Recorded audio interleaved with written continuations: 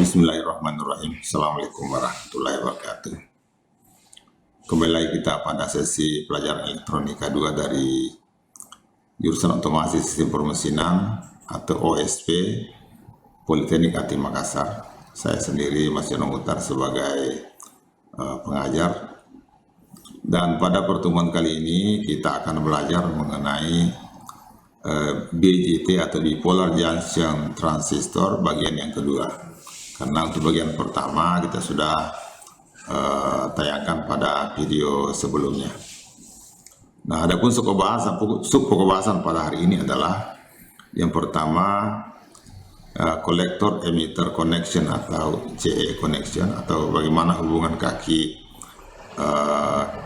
kolektor dengan emitter dari sebuah transistor BJT. Yang kedua, kita mau lihat bagaimana bentuk kurva basis dari transistor BJT. Dan yang ketiga, bagaimana kurva kolektor transistor BJT. Yang keempat adalah bagaimana transistor approximation atau pendekatan dalam rangkaian listrik untuk menganalisis rangkaian transistor. Inilah keempat pokok bahasan sub pokok bahasan yang kita akan pelajari pada video kali ini. Sekarang kita akan lanjutkan dengan sub pokok bahasan yang pertama, yaitu collector emitter connection atau CE connection. Di sini kita lihat CE ya. Nah, di sini ada dua gambar A dan gambar B. Pada gambar A itu nampak bahwa simbol-simbolnya itu menggunakan dua huruf, misalnya PBB, PBE, PCE, dan PCC. Notasi-notasi ini tentu ada artinya. Kalau PBB 2B-nya itu berarti sumber tegangan dipasang di loop basis di sini. Ya, dia adalah sumber tegangan di sini. Kemudian kalau PCC artinya sumber tegangan yang dipasang di loop yang berhubungan dengan kolektor. Nah, jadi ini di sini PCC. Dan kalau double itu berarti sumber tegangan, ya. Artinya sumber tegangan itu berhubungan dengan ground. Nah, di gambar yang kedua itu berbeda, ya. Ada PC, ada PE, ada PB. Nah, kalau PC artinya PC adalah tegangan pada titik kolektor yang diukur sampai ke ground atau beda tegangan antara kolektor dengan ground. Kalau PB tegangan basis dengan ground. Nah, PB sampai situ tetap sebagai sumber tegangan. Jadi kalau kita lihat di sini, PBE adalah beda potensial antara PB dengan PE. Kemudian PCE itu beda potensial antara tegangan kolektor PC dengan tegangan emitter PE. Tapi karena di kaki emitter itu dihubungkan dengan ground, tidak ada resistor, artinya tegangan PE sama dengan tegangan ground atau sama dengan 0, maka di sini bisa ditulis PBE,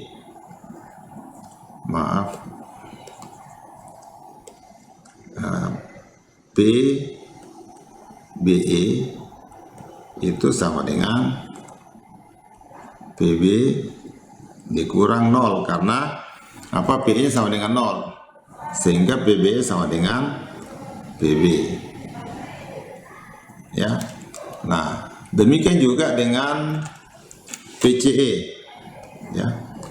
Sini PCE sama dengan PC dikurang 0, itu sama dengan PC. Jadi inilah notasi yang kita gunakan dalam menganalisis nanti rangkaian transistor. Nah, rangkaian seperti ini kita kenal dengan common emitter, atau bisa mengatakan emitter follower. Maksudnya adalah kaki emitter dihubungkan dengan ground. Jadi seluruh seperti PBB terhadap ground, PCC terhadap ground dihubungkan dengan emitter. Ada juga rangkaian yang menggunakan basisnya yang di ground, disebut dengan common base. Ada juga yang kolektornya di ground, dikenal dengan common collector. Tetapi untuk rangkaian seperti itu kita akan bahas pada video-video berikutnya. Di sini kita fokus dulu bagaimana hubungan antara emitter dan kolektor. Nah, dari sini kita akan lihat nanti bagaimana arus pada basis, bagaimana arus pada kolektor, dan seterusnya. Ya. Sekarang kita akan bahas sub pokok bahasan yang kedua, yaitu kurva basis. Kalau kita perhatikan pada gambar sebelah kiri ada gambar A, ada gambar B. Di gambar A itu antara basis dan emitter itu mirip dengan satu dioda yang di forward bias. Oleh karena itu tidak heran bahwa kurva basis untuk transistor BJT itu sama dengan kurva dioda, ya, dioda seperti ini, gambar A, IB dengan IB versus PBE, ya, hubungan antara IB dengan PBE. Nah, untuk lebih memahami kita hitung dulu. Ini ada contoh di B ini. Gunakan, ada soal di paling bawah, ini ada tulisan paling bawah, saya ambil dari buku referensi kita. Use the second approximation to calculate the base current. Ya. Jadi gunakan pendekatan kedua untuk menghitung arus basis pada gambar B. Berapa tegangan pada resistor RB, kemudian berapa arus yang mengalir pada kolektor jika beta DC-nya sama dengan 200. Ya. Nah, sekarang kita menghitung berapa tegangan pada tahanan RB, itu sama dengan PBB dikurang PBE. Jadi kalau kita di sini PRB, tegangan RB sama dengan PBB sumber,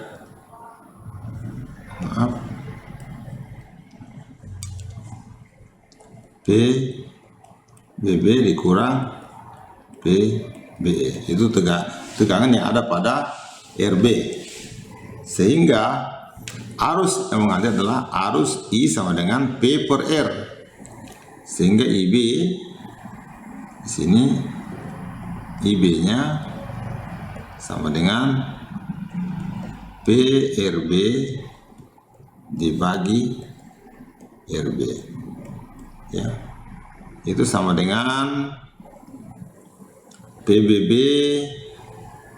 dikurang PBE 2 dikurang 0,7 volt dibagi RB-nya 100 kali 10 pangkat pangkat 3, ya, 100 kilo, ya, 100 kilo ohm, ya. Di sini kita peroleh IB itu sama dengan 1,3, ya, dibagi 100 kali 10 pangkat 3, atau kalau kita hitung ini sama dengan 13 mikroampere, atau sama dengan 13 kali 10 pangkat 6, atau 13 kali 10 pangkat minus 6 ampere, ya. Sekarang ditanya berapa IC-nya jika beta DC sama dengan 200. Pada kuliah sebelumnya kita sudah bahas juga hubungan antara arus basis dengan arus kolektor, di mana IC itu sama dengan beta DC dikali dengan IB. Ya, jadi mudah saja ini IC, sorry, sehingga diperoleh IC sama dengan 200 dikali 13 mikroampere, ya, sama dengan 200 kali 13 berapa itu? 2300, ya, 2300, sorry, 26, ya, 2600 mikroampere.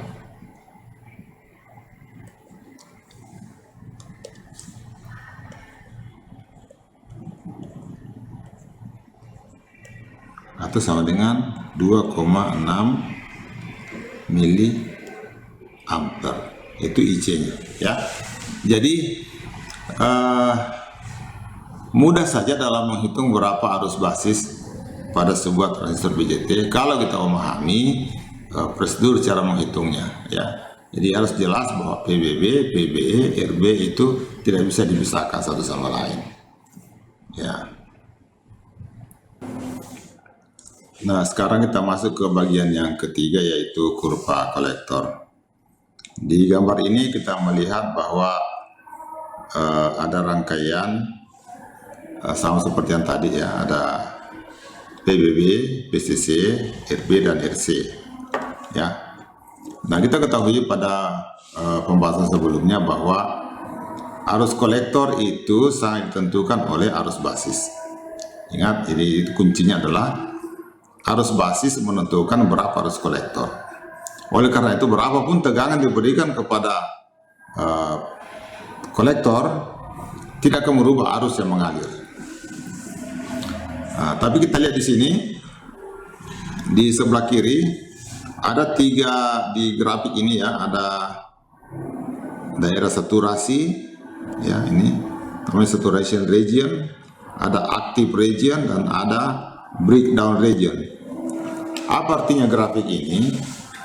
Bahwa transistor ini ketika diberi arus basis sebesar 10 mikroampere, maka akan menghasilkan arus arus kolektor sebesar 1 miliampere. Kalau begitu kita bisa tahu berapa dia punya beta DC. Kita ketahui bahwa IC dari sini, ya, dari sini kita ambil dari persamaan ini, kita turunkan, ya.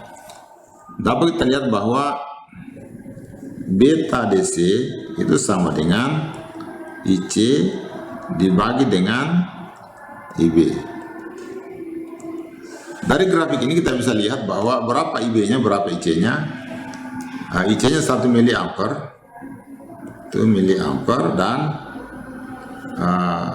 IB-nya adalah 10 mikroampere, ya. Ini artinya 10 ini 10 1 kali, maaf, 1 kali 10 pangkat min 3 dibagi 10 kali 10 pangkat min 6, ya. Kalau kita hilangkan ini tinggal 3, ini menjadi 0, habis.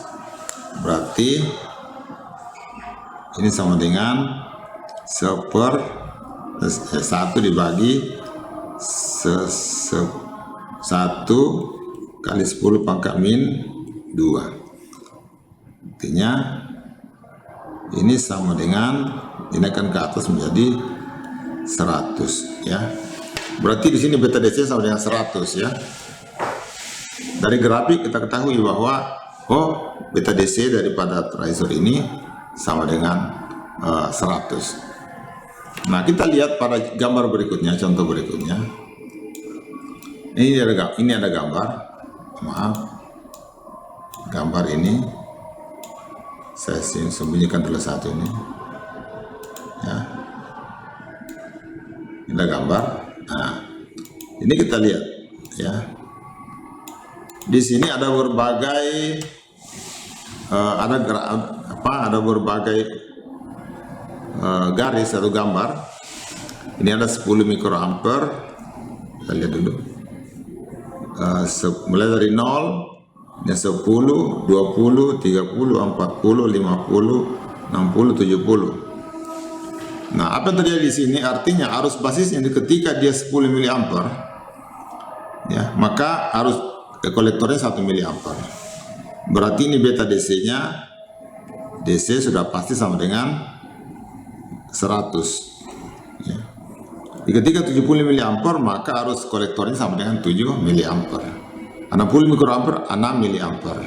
Ya. 1/100 dari antara arus basis dengan arus kolektor. Berapapun tegangan, jadi tegangannya bisa berubah-ubah, tegangan PCE berubah-ubah, tetapi arus kolektornya tetap. Tapi kita harus ingat bahwa transistor ini memiliki batas, ya, yaitu tegangan antara kolektor emitter sama dengan PCE sama dengan PCC, ya, dikurang IC kali RC. Yang konstan itu adalah IC konstan, tapi RC dan PCC itu berubah. Ya, artinya PCE bisa berubah. Nah, sekarang yang perlu kita ingat bahwa jangan sampai transistor ini terbakar. Apa tandanya? Di setiap datasheet ada daya maksimum transistor PD. PD itu adalah power dissipation atau kemampuan transistor mendisipasi daya adalah berapa tegangan PC dikali dengan arus kolektor IC. Nah, kalau PC-nya naik terlalu tinggi sampai 40 volt, di sini 40 volt, artinya transistor ini akan hangus terbakar. Ya. Jadi kita perhatikan jangan sampai disipasi daya transistor itu tidak mampu lagi mengantisipasi panas yang timbul, ya. Itu sebabnya transistor itu diberi heatsink, diberi pendingin, ya, supaya tidak cepat jebol, ya. Nanti kita akan lihat contoh perhitungan untuk menghitung apa yang kita diskusikan pada video kali ini. Nah, sekarang kita masuk ke pembahasan yang terakhir pada video kali ini, yaitu pendekatan transistor. Nah, kita lihat di sini bahwa transistor, ya, terdiri atas basis, kolektor, dan emitter, di mana parameternya PBE, PCE, dan IC. Kalau kita gambarkan, ini bisa disimbolkan sebagai sumber arus, ya, di mana pendekatan ideal yang pertama adalah transistor ideal.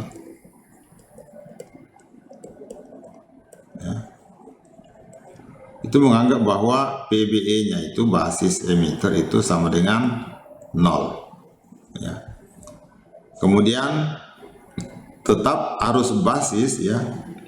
Jadi tetap sama bahwa IC itu adalah beta DC dikali dengan IB. Artinya kalau kita gunakan pendekatan ideal, maka yang menentukan arus basis hanya tahanan basis RB yang dipasang sebelum basis, ya.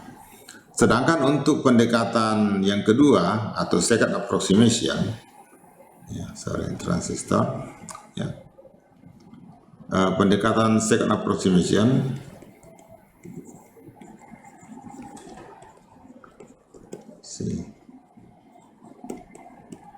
itu, maka PBE itu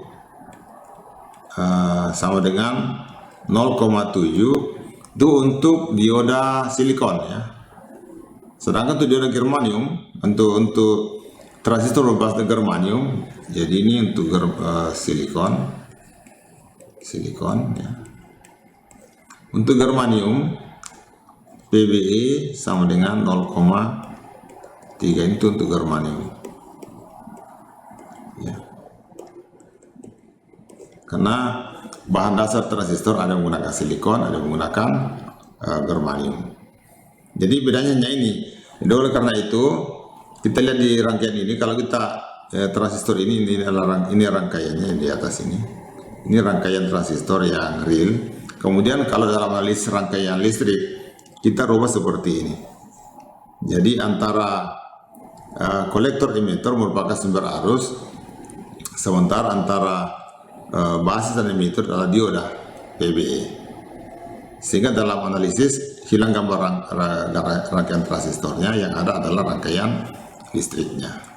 Nah, ini akan lebih jelas kalau kita mengerjakan contoh-contoh soal berikut ini. Sekarang kita akan menghitung contoh soal. Jadi di gambar sebelah kiri atas ini ada rangkaian PBB-nya 10 volt, PCC 10 volt. Lalu kita diminta untuk menghitung berapa arus basis, berapa arus kolektor, berapa tegangan kolektor emitter, dan berapa disipasi daya atau PD dari rangkaian ini. Nah, dengan berdasarkan diskusi sebelumnya, kita hitung dulu arus basis. Jadi sini kalau gunakan persamaan sebelumnya, kita mesti ingat IB ini adalah PBB dikurang PBE. PBB dikurang PBE dibagi tahanan basis atau RB. Nah, kita masukkan nilainya, kita peroleh PBB-nya 10 dikurang PBE-nya, kalau silikon kita PBE ini saya tulis PBE 0,7 volt ya. Oke. 0,7 ya, dibagi 1 mega ohm ya, 1 mega ohm. Kita hitung ini berapa. 10 dikurang 0,7 adalah 9,3 dibagi 1 berarti 9,3 mikroampere. Dapat IB-nya. Begitu IB didapat, maka kita gampang mencari berapa IC. Jadi arus kolektor IC sama dengan, gampang masukkan beta DC dikali dengan arus basis. Ya. Masukkan lagi nilainya, 300 dikali 9,3 mikroampere. Saya hitung pakai kalkulator ya. Ini kalkulator saya. 300 dikali 9,3 ya, sama dengan 2,79 miliampere. Dapat IC-nya. Dapat IC. Sekarang kita menghitung berapa PCE, tegangan antara kolektor emitter. PCE itu sama dengan PCC dikurang IC dikali dengan RC ya. Kita masukkan angkanya lagi, itu sama dengan PCC nya adalah 10 volt dikurang IC kali RC. IC nya 2,79 miliampere, 2,9 miliampere dikali RC nya 2 kilo ohm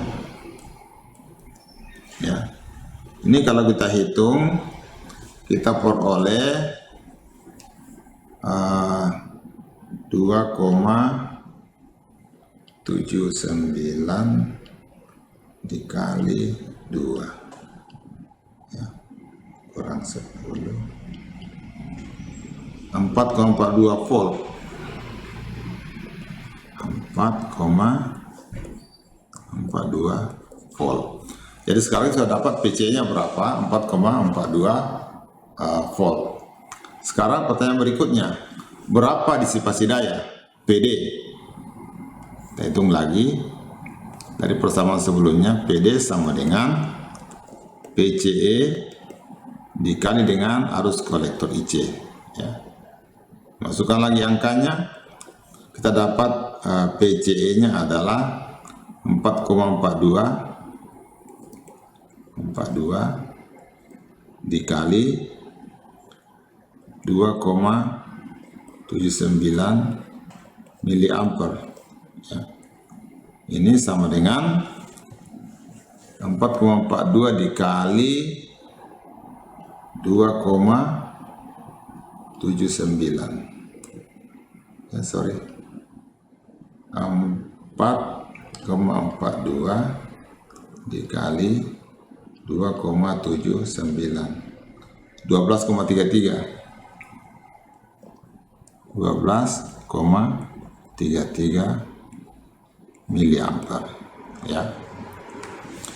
Artinya apa? Transistor ini hanya mampu bertahan ya bila daya yang dia terima tidak melebihi 12,33 miliampere. Ya. Ini PD-nya. Maaf, disipasi dayanya, daya yang terjadi dalam rangkaian ini ya. Ya, makanya kita lihat PD transistor harus lebih kecil dari PD maksimum. Ya. Nah, PD maksimum ini didapatkan di datasheet transistor. Oleh karena itu, kalau kita mendesain, setelah menghitung begini, kita cek datasheet transistor ini. Apakah daya yang kita hitung di bawah daripada daya maksimum yang ada di datasheet. Kalau melebihi, maka yakin bahwa ketika transistor ini dicoba atau rangkaian dites, dia akan terbakar. Ya, itulah pentingnya kenapa kita harus mengerti elektronika. Bukan sekedar merakit, tetapi bisa menghitung secara matematis. Ya.